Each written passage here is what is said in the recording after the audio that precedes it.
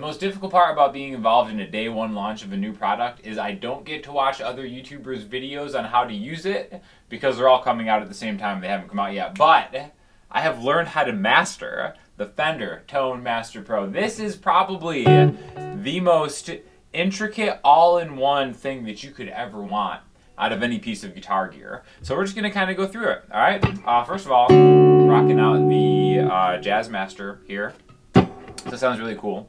But my favorite thing about this is this touch screen, this giant LED touch screen, which is so cool. In fact, you just press this, and then you have the setting that you're on, which you can just kind of change with a foot switch, or you can kind of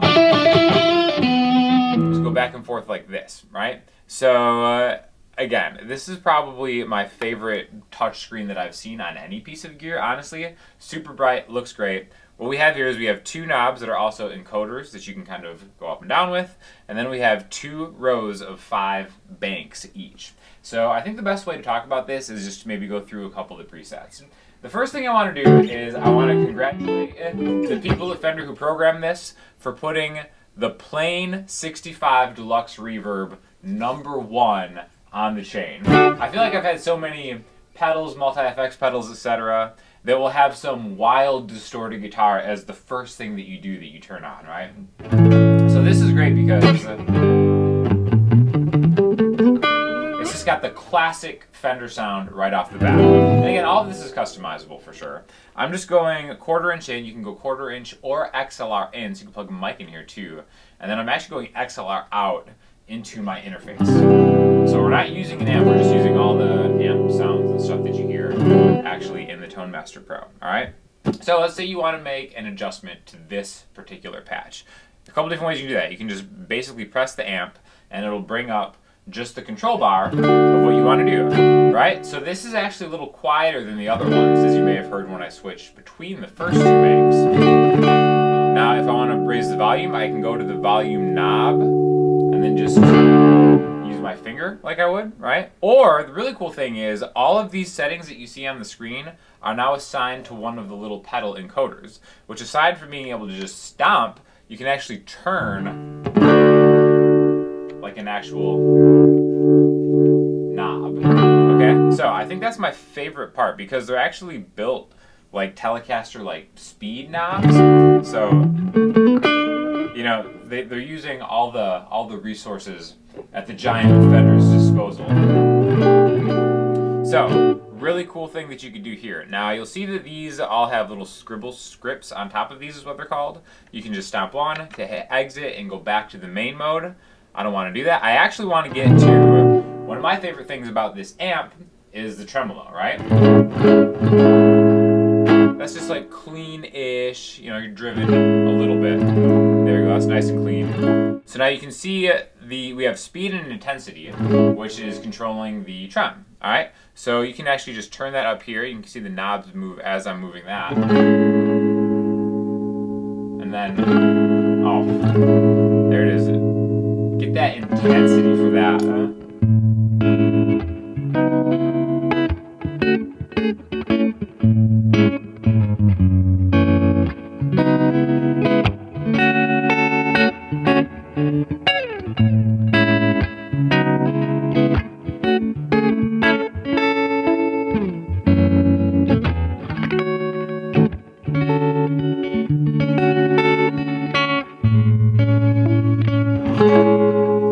Sounds so good, right?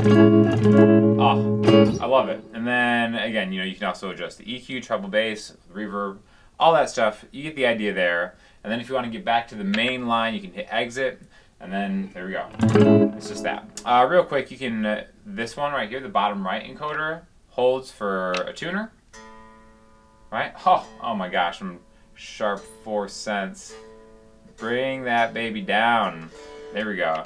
Or you can tap it for a tap tempo, which we'll show in another one soon, right?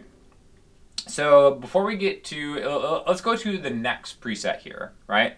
You can kind of see that this is 1, 2, 3, 4, 5, 6. So you have 6 of the presets available in the regular configuration, and then you can kind of just bank up and down to get your next ones, which is a faster way than going to the big screen and then maybe using the encoder to turn.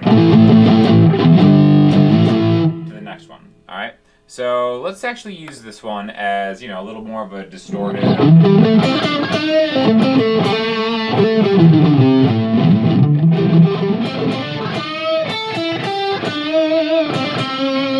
you can kind of, you know, guess by the titles what it's trying to do. Now you'll see that this one here just has one pedal highlighted, okay? So let's click one of the other pedals and you'll see that it's bypassed. So the touchscreen is really great because you can just bypass, turn the pedal on and off, right, with the switch, just like you're stomping on it. So now I've got a delay on. And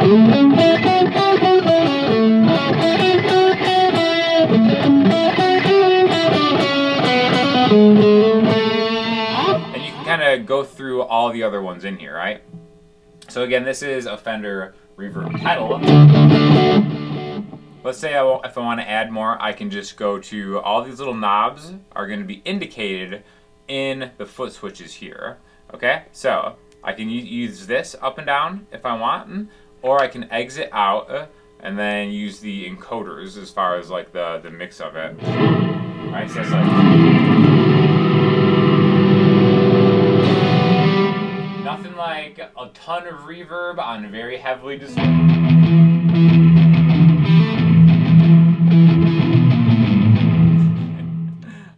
Perfect. So again, I'm not, you know, like a super distorted guy, but you can kind of see how you can add like a lot of different things from the amp, all the effects. Let's go through one more preset, Cutting Edge. What do you think this is just by looking at that? Right? Oh my gosh.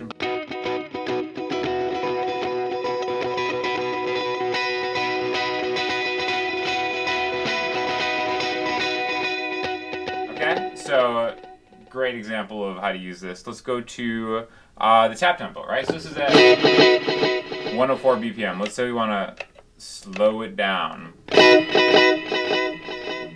Oh, you can hear the modulation now when it has, you know, a little bit more time.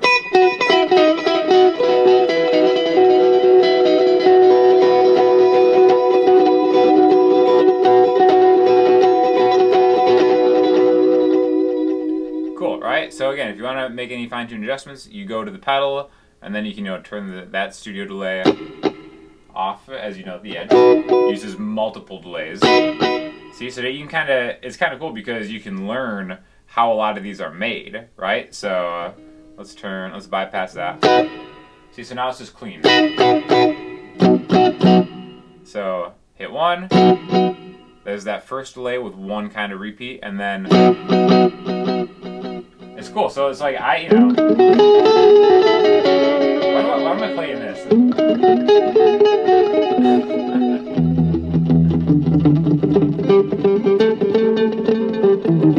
So it's cool because they took a lot of time to, you know, take popular sounds and then really try to recreate them with the infrastructure. So aside from just having it all just readily available very quickly, you can kind of learn how these are set up, right?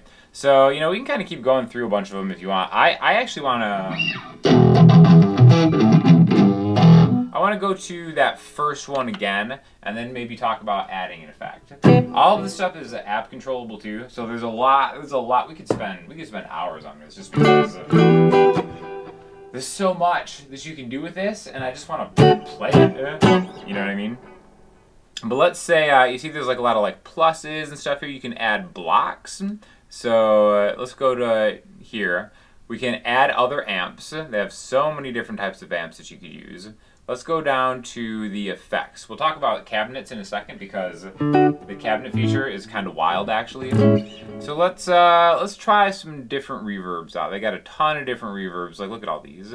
And then they can kind of go into like, you know, compressors and filters and pitch pedals and weird stuff. Again, any effect that you can really think of is kind of on here. Let's go to the cloud reverb. What do you say? Cloud reverb, confirm. Cool. All right, so you can hear that's pretty loud right there. Let's bring that mix up a little bit. Oh, it's got that kind of swirly type vibe. I'm gonna turn this amp up a little bit, so I'm gonna exit out of here, and then I'm gonna get to the actual volume of the amp. Turn that up a little bit.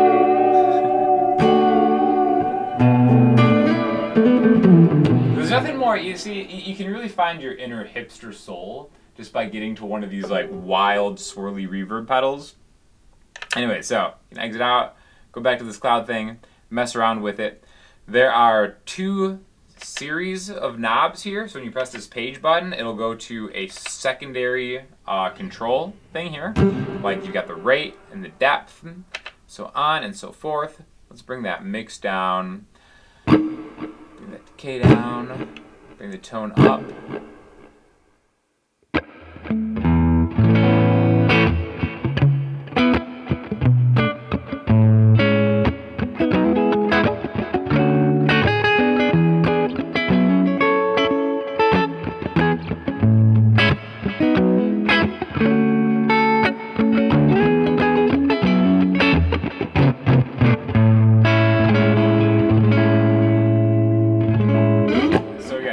It's pretty easy to kind of get a cool sound just messing around with it. You can do this forever, right?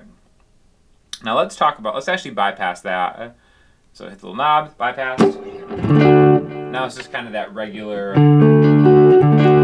65 deluxe reverb with a little bit of... So the cabinet position is like insanely cool how you can do that. So when you bring this up, you've got that top control, right? Like if you've ever used a 65 deluxe reverb, which if you haven't, you need to because it's like the greatest amp of all time. You've got the cabinet in the top right here. So now when you hit that, it'll give you an array of where the microphone position is on the speaker. And this is an easy way to kind of just get an ear for how different that'll be, right? So this is like kind of dead center, right?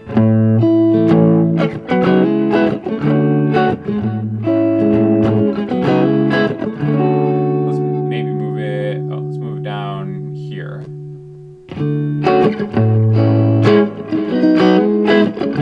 See, it's kind of like brighter there. Move to the corner. I'm hearing like more bass response there.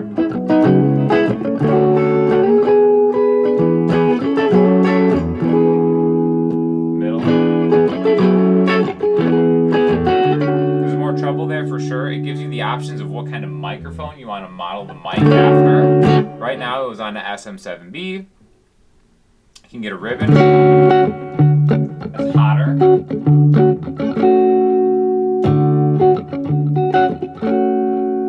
Maybe a condenser.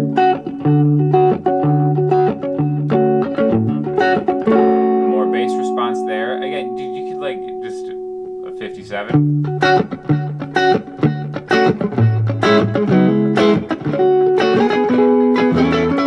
Can't really beat a 57 on this kind of thing. But then you've got so many more things. You've got axis, you can put it on and off on the axis here. You got so many things here. You can kind of do low cut filter and just like hit that.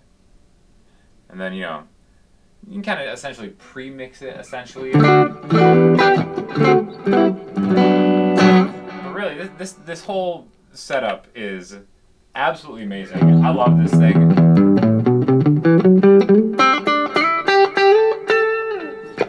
Easy to save stuff, save button right there. Settings is one more thing we take a look at quick.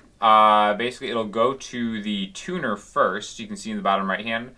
And then you also have a mixer view because there are a lot of different outputs on the back, actually. I'll put just a picture of all the connectivity on the back because there's a lot of different things. There's room for amp controls, expression pedals, you can go stereo out, of course, all that stuff. And then that headphone amp, all that stuff too. Connects to USB to update the firmware, etc. But you can have different mixes for each of the outputs, which is really cool in a recording situation. You've got like an EQ spot right here, so if you are gigging it, you can kind of tune it to the room, stuff like that. Bluetooth, of course. Everything's got to be Bluetooth now, so you can kind of get a lot of stuff there. You can assign your foot switches through the back here. You got the I/O input/output right here. This is really cool. You can actually even provide phantom power to the XLR in on the back. So again, ton of different things. Preferences, global EQ. You can display the brightness on the screen. I kind of love exactly where that brightness is at, but. I feel like you can't go wrong with this. There's so many cool things you could just spend your entire life.